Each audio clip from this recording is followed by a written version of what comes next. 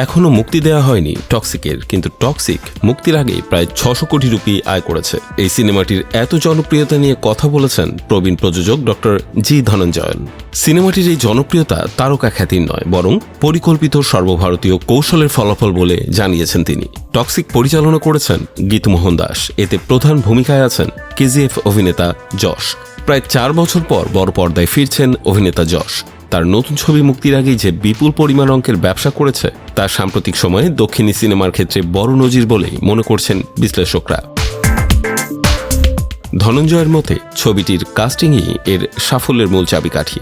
তিনি বলেন, ছবিতে এমনভাবে অভিনয় শিল্পীদের নেওয়া হয়েছে যাতে দেশের বিভিন্ন অঞ্চলের আলাদা আলাদা দর্শক গোষ্ঠীর সঙ্গে যোগাযোগ তৈরি হয়। এই ছবিতে রয়েছেন নয়নতারা, রুক্মিণী বসন্ত, টভিনো থমাস।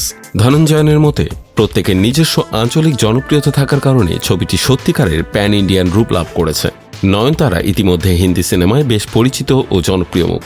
রুক্মিণী দক্ষিণী ভারতের আলোচিত অভিনেত্রী। টভিনো মালায়ালাম ইন্ডাস্ট্রির জনপ্রিয় তারকা।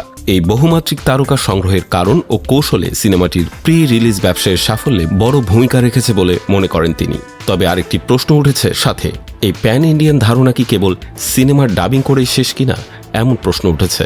এ নিয়ে ধনঞ্জয়ন জানান, প্যান ইন্ডিয়া সিনেমা মানে শুধু একটি দক্ষিণী ছবিকে ডাব করে সর্বত্র মুক্তি দেয়া নয়, বরং শুরু থেকে এমন পরিকল্পনা থাকতে হবে যাতে দেশের বিভিন্ন ভাষা ও অঞ্চলের দর্শক ছবিটিকে নিজেদের বলে মনে করেন। ধনঞ্জয় দাবি করেন, 1000 কোটির বেশি আয় করা দক্ষিণী ছবিগুলোর 40 থেকে 45% আয় এসেছে উত্তর ভারত থেকে। তার মতে উত্তর ভারতের বাজার ধরতে না পারলে বড় সাফল্য সম্ভব নয়। এই বাস্তবতা মাথায় রেখেই টক্সিকের কৌশল নির্ধারণ করা হয়েছে। আগামী 19 মার্চ মুক্তি পাবে টক্সিক সিনেমাটি। তবে একই দিনে আরেকটি হিট ছবি ধুরন্ধরের দ্বিতীয় কিস্তি ধুরন্ধর 2 মুক্তি পাবে। বক্স অফিসে এই দুই সিনেমা প্রতিযোগিতায় নামছে। তবে ধনঞ্জয়ের মতে এটি ঝুঁকি নয়, বরং আত্মবিশ্বাসের প্রকাশ। তার ভাষায় সঠিক কৌশল নিয়ে ছবিটি মুক্তির দিন ঠিক করা হয়েছে। মুক্তির আগে ব্যবসার এই অঙ্ক অবশ্যই চমকপ্রদ।